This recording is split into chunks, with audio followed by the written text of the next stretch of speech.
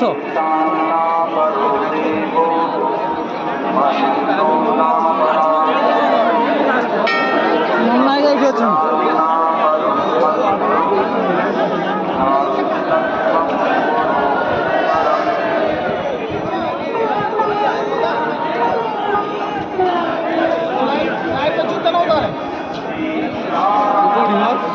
पछाड़ कहले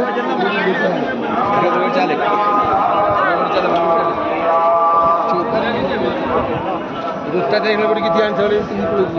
हां दो दीवे ले गया ना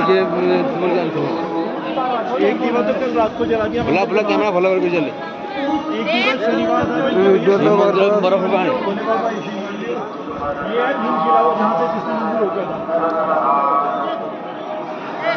नहीं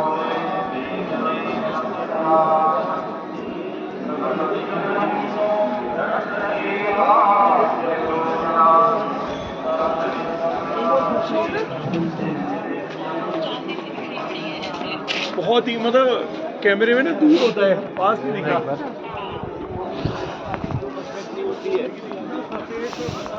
रहनी से बहनी से संग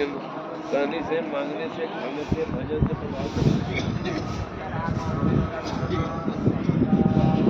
भोले को भी दिखाओ भीमशिला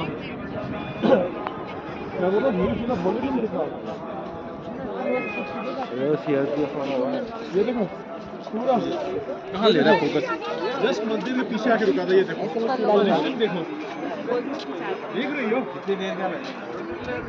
हाँ देख रही हो ये कैसे बड़ा वो है अब तू कहाँ गया